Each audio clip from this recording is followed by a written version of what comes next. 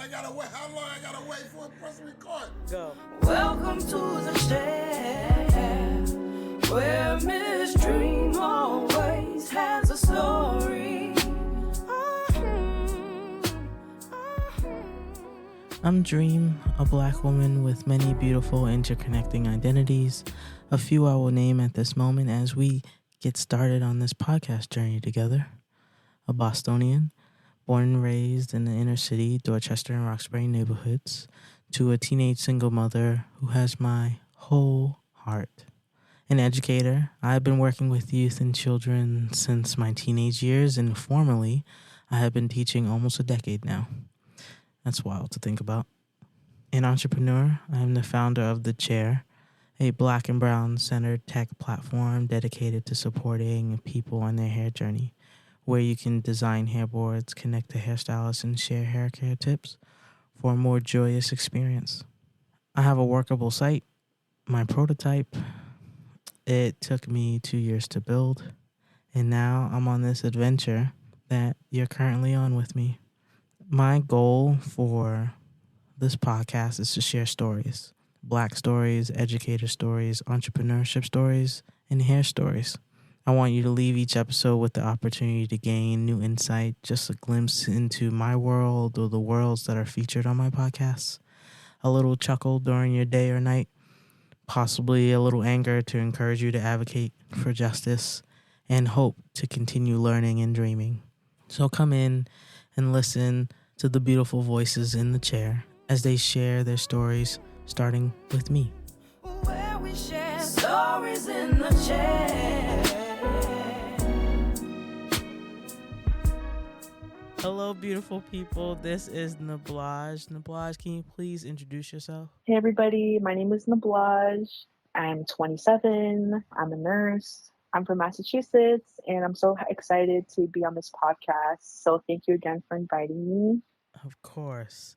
So I have been building a platform called The Chair, dedicated to supporting black and brown people on their hair journey. And Yes. Nablaj has been very gracious of giving me her time at my very, very early stages to tell me what she liked and didn't like about my platform, really helping me really think through the minor details when I was still workshopping the beginnings and the bare bones of my platform. And I wanted to know, do you have a memory of the first time you fell in love with your hair? Good question.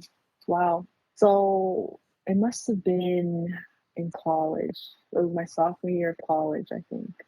And I see my curl pattern for the first time. I had relaxers all my life up until I was 13. And from 13 up until maybe 19, I was kind of, cutting my hair, experimenting, and just, doing twist outs and braid outs and all of the above. And I just never, my hair wasn't completely gotten rid of the, what is it called? Like the relaxed ends. And I remember I did my first wash and go, and I just seen my natural like state in my hair. And I was like, so this is what I've been losing out on these past 20 some years. This curl, this volume, like I was like, wow, I can keep doing this. Like I can keep rocking with this. It was just, I remember I was in my suite. I had a big mirror. I got the shower. I'm like, oh my gosh, look at these curls. Like these are so dope. And I kind of just was, sad for my little self because I'm like, wow, like we just like losing out on all this curls and just like afros. Like we were just missing out on all those things. So when my first wash and go was like, wow, I really love my hair. Mm-hmm. And is there a style like in today's time that you love to do? Honestly, I'm kind of in between right now. Like I've perfected my wash and go now. It's been like almost 10 years since my first one, but my current wash and go that I do now is like faster, it's cleaner, it's more efficient, and it takes less time, and I can just wear it for like 7 days. But my first true love is a nice twist out, like a nice good 2-string twist, not flat twist, just a good twist out, because you could just rock it. The pattern's there. It's full. My first love is a twist out, but now I don't know. I think this wash and go is taking over. I think it's because it's hot and the humidity it could ruin a twist out pattern. I love me a good wash and go right now because it's good, but twist outs will always have my heart. So. And Yes. are there certain resources that you use that you're like, yes, these are my go-to products or go-to sites or go-to people, influencers that you love so much? When I was young on, YouTube times, Natural 85, NAPTURAL 85 was my go-to. I just like, she put a lot of science behind her hair and why she's doing certain things to her hair. And I just loved a good explanation. And she always strived to go to like natural products and not just all the products that have all that like, all that other stuff. She was like the main one. And she's originally from Boston too. Mm. And she has a hairline. It's called Melanin Hair Care. Yeah, so she was like the first one that I was like, wow, like this is cool. Putting her hair in her natural state, like even if you're going to like a nice like wedding and just doing your hair natural, she was like my go-to for like natural hairstyles. But honestly, I've just kind of been in between products with things. I just try to try things out, and now I'm kind of in a space where I'm relearning my hair.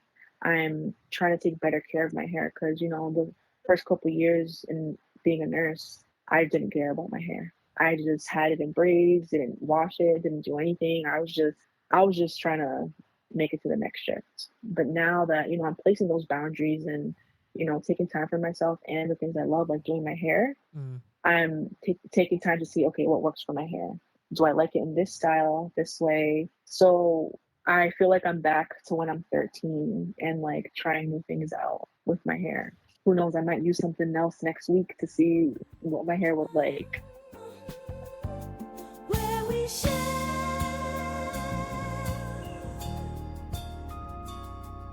stories in the chair.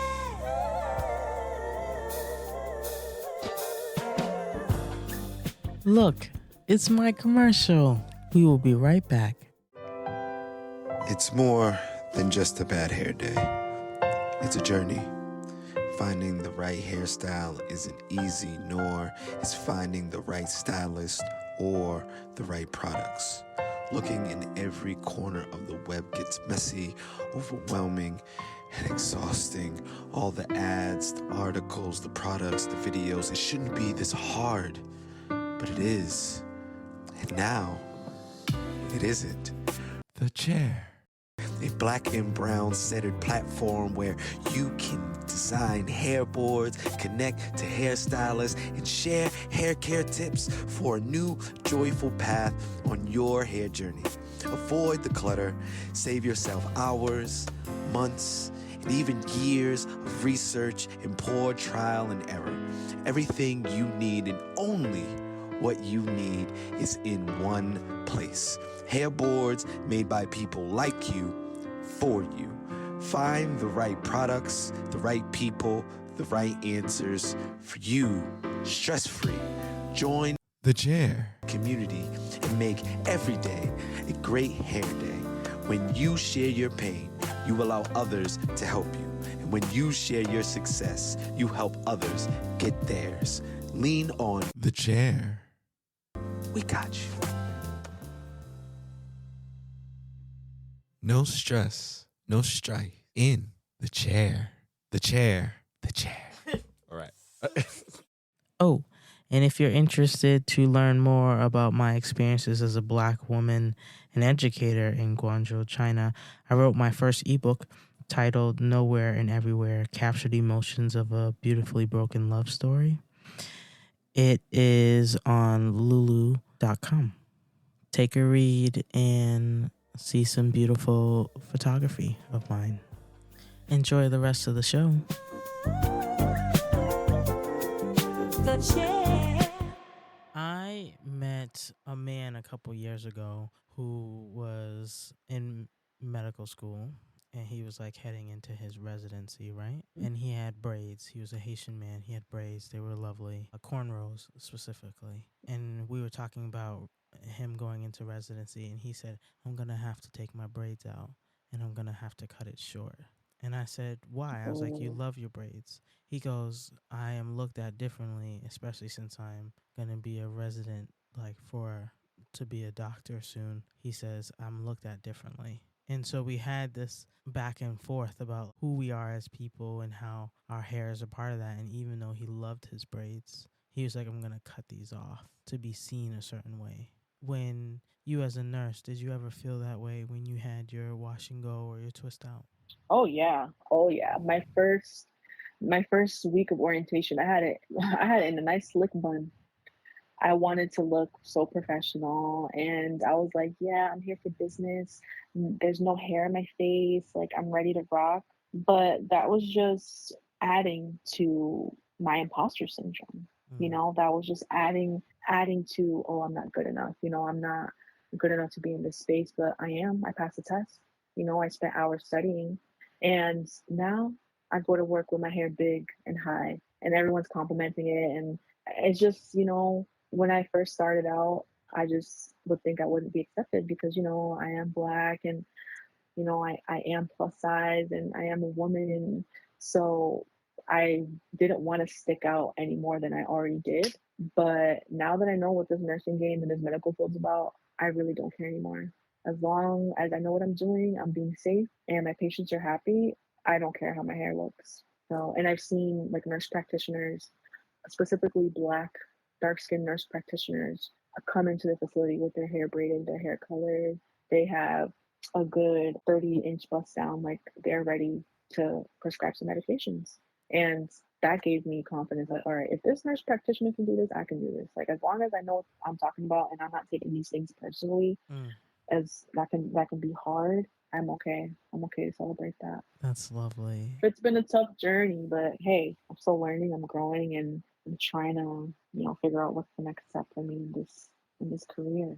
And you're absolutely on your way to figuring all that stuff out. Nablaj, thank you so much for sitting in the chair and sharing your stories with me. I am grateful. Yay. So grateful. Yes, thank you. Thank you for having me. Anytime I can shed some light about being a nurse and my hair and just my journey and just like everything in between, I'm happy. I'm happy for that. And if this helped anybody, or if you're scared about nursing or anything, just know that, you can do this and things will be okay as long as you know what you're doing and you're being safe.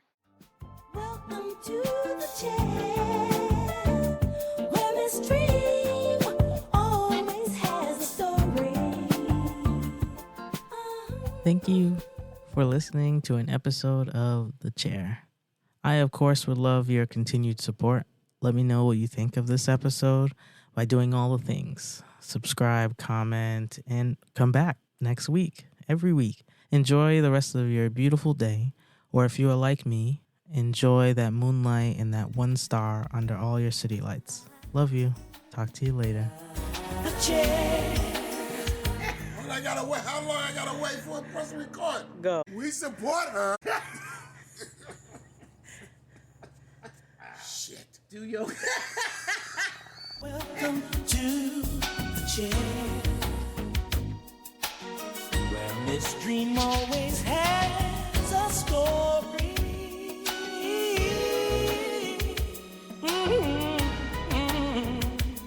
Where we share